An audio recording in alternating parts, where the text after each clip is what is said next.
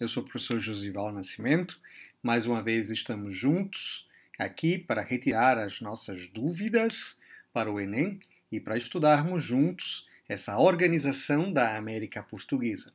Nas aulas passadas trabalhamos a organização, ou melhor, a administração da América pelos ingleses e espanhóis, e hoje vamos começar esse desafio que é a abordagem da administração portuguesa na América. Antes de tudo, nós vamos começar a falar sobre os habitantes que existiam aqui na América antes da invasão, da dominação portuguesa. Por isso, vamos começar por uma terra de muitos povos. Portanto, ao chegar ao Brasil, os portugueses encontraram um território povoado. Seus habitantes, porém, desconheciam a escrita e não deixaram documentos sobre seus próprios passados, ou seu próprio passado. O conhecimento que temos sobre os índios brasileiros do século XVI baseia-se principalmente em relatos e descrições dos viajantes europeus que aqui estiveram na época. E é por isso que eu convido a vocês a pesquisarem sobre esses dois escritores do seu tempo, que foram aqueles que tiveram contato com os indígenas brasileiros e escreveram, a partir de suas culturas, as ideias que lhes vieram à cabeça, não é? E romancearam, ou descreveram, vamos ter vários adjetivos aqui para explicar essa narrativa, que de fato não se aproxima àquilo que de fato a gente pode entender hoje em dia da cultura indígena, mas era aquilo que naquela época do século XVI se tinha de melhor. Não é? O indígena brasileiro não era o indígena, o nativo das terras que hoje chamamos de Brasil, não era nada daquilo que os europeus tinham contato até aquele momento, né? E nem tinham uma única cultura. Era muito variado, inclusive a língua era variada. E, portanto, a diversidade desses povos também coloria um continente, praticamente, que também para os olhos do europeu era bem colorido. Vamos ver algumas características. Quando os portugueses chegaram às Américas, no século XVI, existiam cerca de 3 milhões de indígenas no território encontrado. Preciso dizer também, pessoal, que esses 3 milhões alguns historiadores falam de 5 milhões. Não é? A gente não tem, de fato, um número exato para explicar essa quantidade de pessoas. Não é? E entre eles existiam várias culturas. Nesse território habitavam grandes grupos linguísticos, como os tupis e os macro-Gs. É preciso entender que o tupi estava mais ligado ao litoral brasileiro, né, do território brasileiro, enquanto que o macro-G, vocês vão reparar aí, é nessa faixa amarela, portanto no sertão. Mas naturalmente não eram os únicos que existiam aqui no Brasil.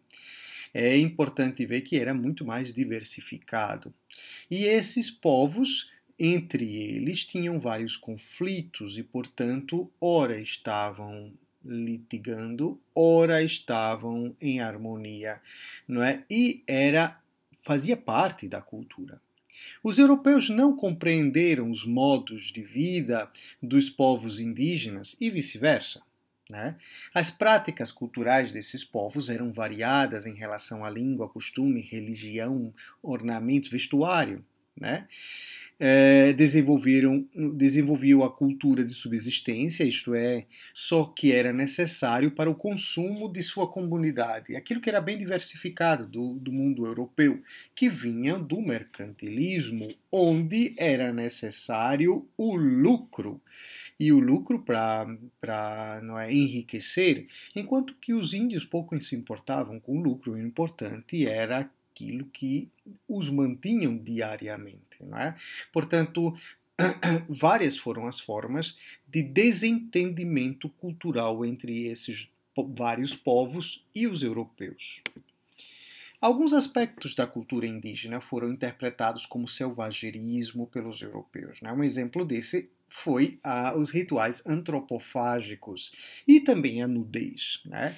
Nós sabemos, através de várias pesquisas, que os portugueses, ao chegarem aqui, acreditaram que estavam no paraíso, né? Porque existiam lendas em Portugal que traziam, lembravam essa ideia onde não existiam roupas e tal, onde as Amazonas estariam livres de todo o pudor, não é? E, portanto, acreditava-se que era o paraíso escondido na terra. Por outro lado, essas atitudes culturais dos indígenas chocaram a maior parte dos portugueses da época. É preciso dizer também que nem todas as tribos, as comunidades indígenas, praticavam o antropofagismo, né? Portanto, com a fixação portuguesa nesse território, muita coisa mudou. Mas é preciso explicar a diferença de antropofagia para o canibalismo. O canibalismo é uma doença mental, de fato, que consiste na ingestão, né, de carne humana por puro prazer.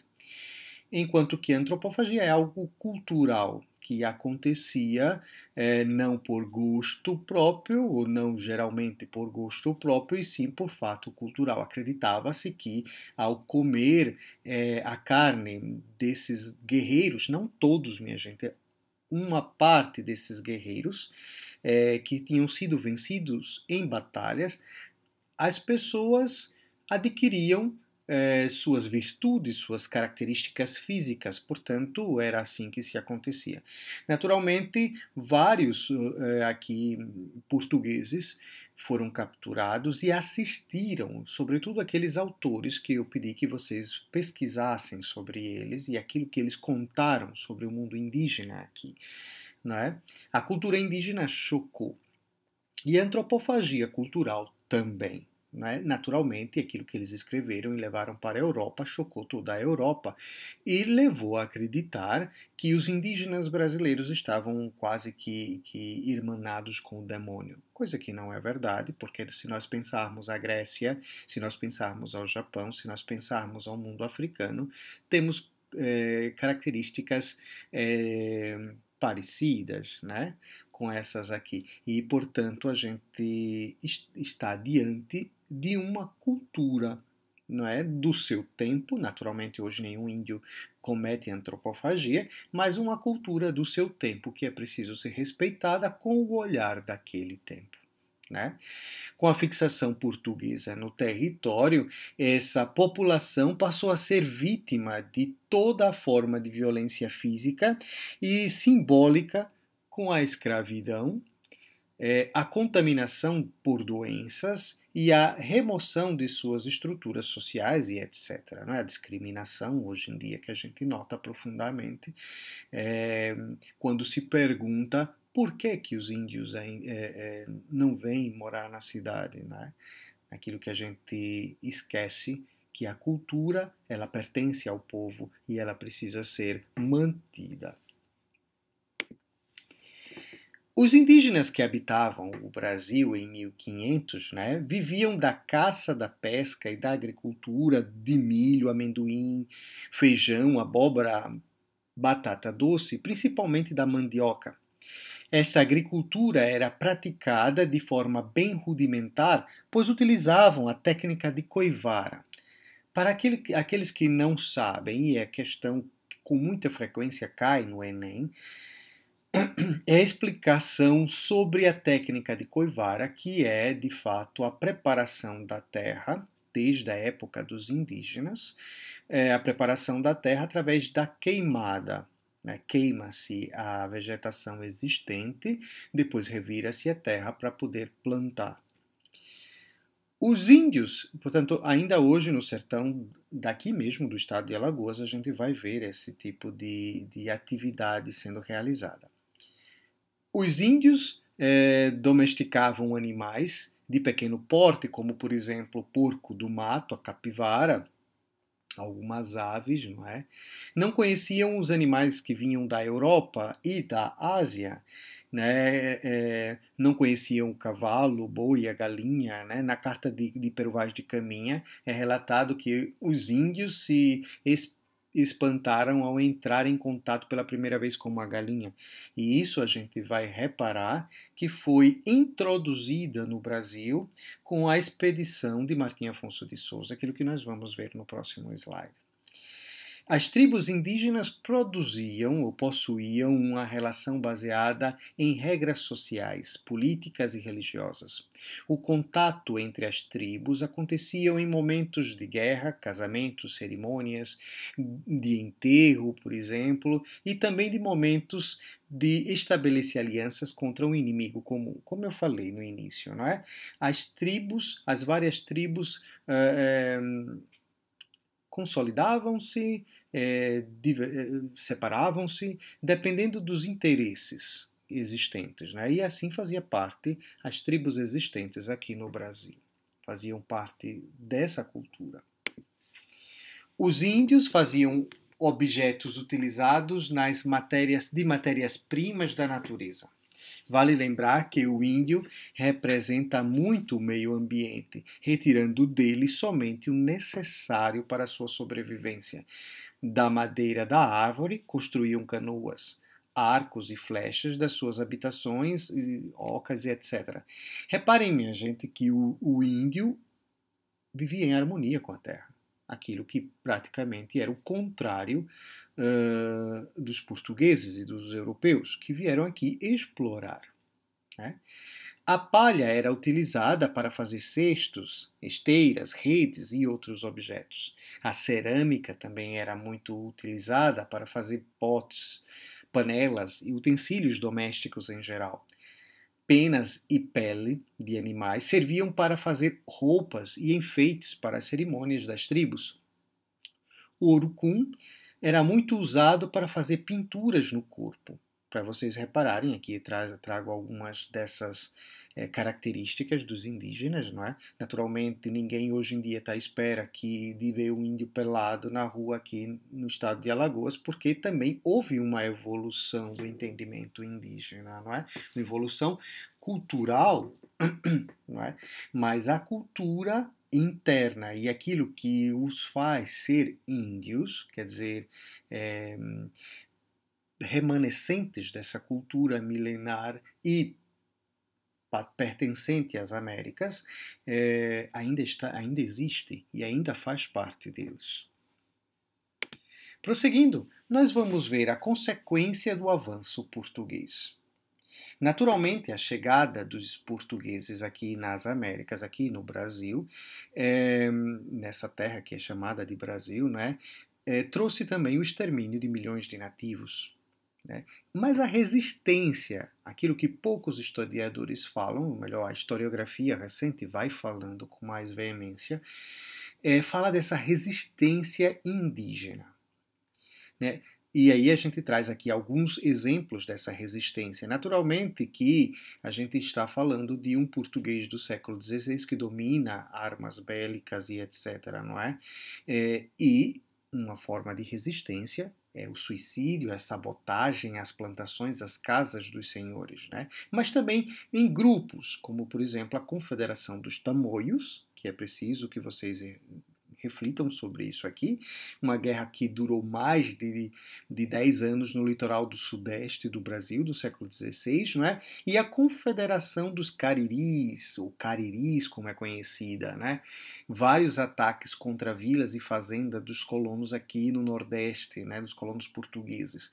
Portanto, essas confederações indígenas vão reunir várias tribos, vários tipos de culturas indígenas contra os portugueses e que se perfaz numa resistência severa.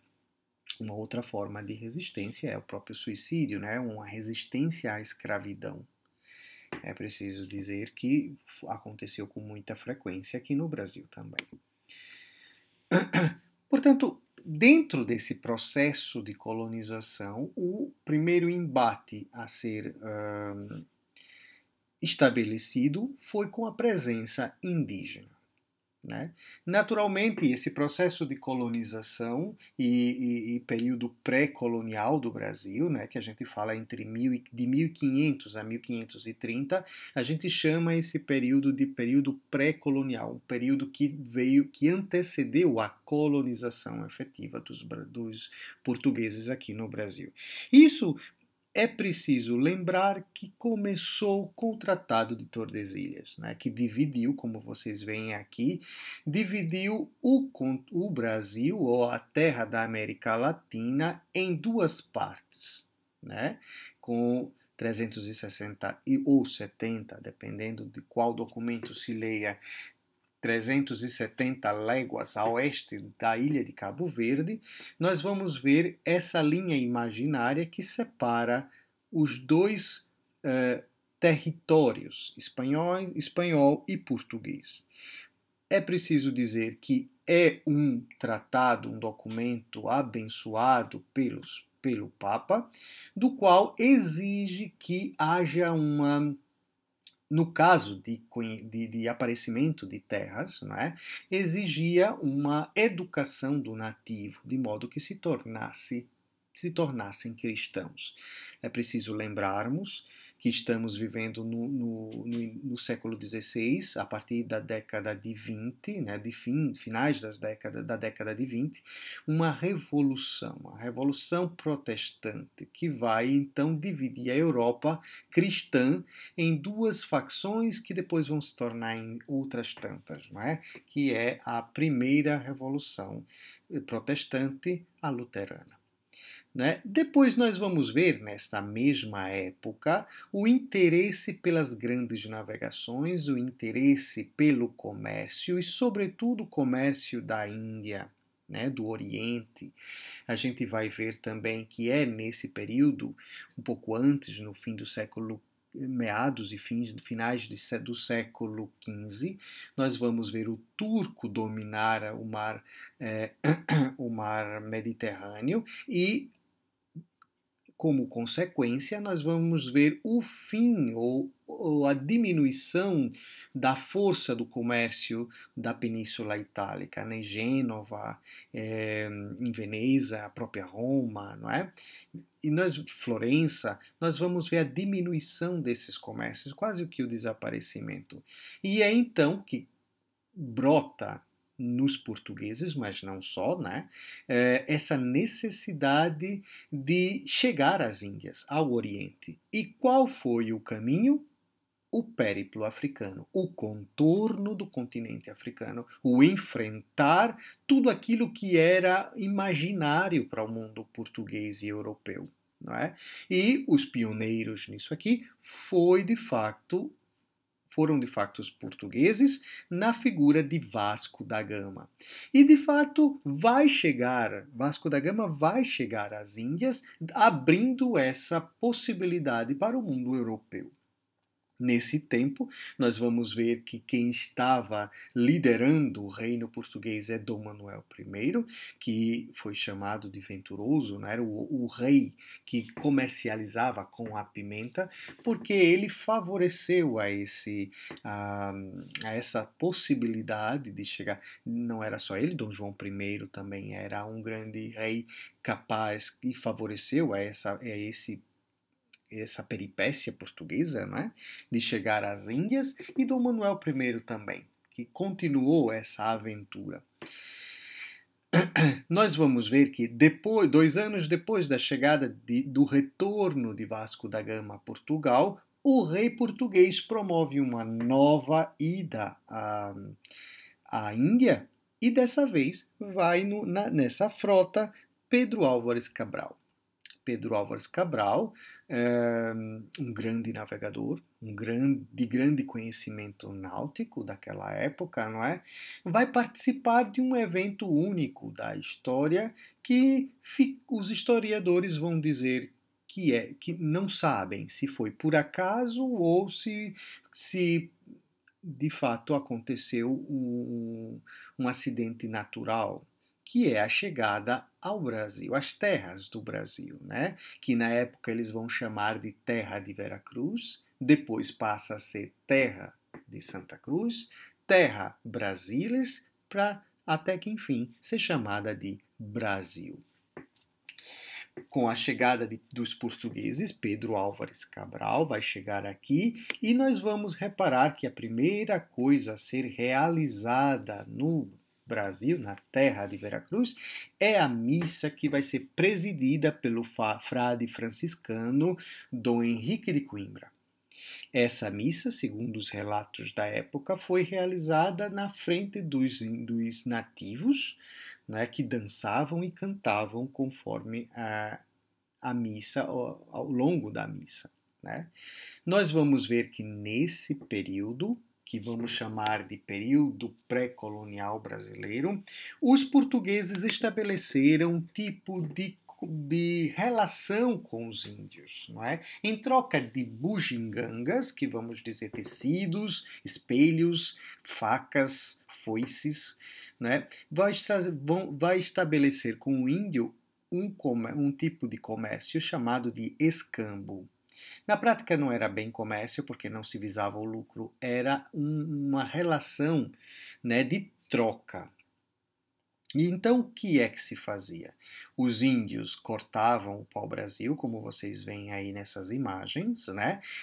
Carregavam os navios em troca dessas coisas, quinquilharias que traziam de Portugal para trocar com eles. Né?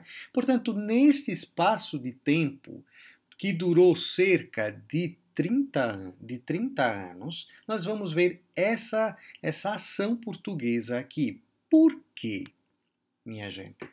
Isso acontece porque o comércio com as Índias era muito lucrativo. E no Brasil não foi encontrado algo de extraordinária importância, que era aquilo que visava o mercantilismo que assolava o comércio da Europa, que era ouro e prata. Aquilo que se estava acontecendo, que se estava encontrando na América Espanhola, aqui no Brasil não se tinha encontrado. Ouro e prata não existiam, pelo menos no litoral brasileiro, não é? E é, portanto, que sem essa ideia, sem esse encontrar esse fato, os portugueses acharam melhor se dedicarem ao comércio com as Índias. E é por esse motivo que com o Brasil fica-se essa atividade de extração do pau-brasil. É importante lembrar que outras nações começarão a usufruir, por não estarem de acordo com o Tratado de Tordesilhas, começarão a usufruir dessa relação com os indígenas, como a França, não é? E mais para frente também a Holanda. Nós vamos ver essas duas nações que vão aqui, vêm aqui ao Brasil buscar esse material do pau-brasil clandestinamente. E aí um dos pontos importantes desse ponto clandestino é a nossa Praia do Francês, aqui em Marechal Deodoro, certo? Naturalmente, o índio que desobedecia essas vontades portuguesas era morto, minha gente. Né? E ou escravizado, levado à Europa, ou obrigado a fazer nesse tempo as necessidades portuguesas. Tá bem? Continuaremos sobre a colonização, o período de colonização, no próximo slide. Até breve.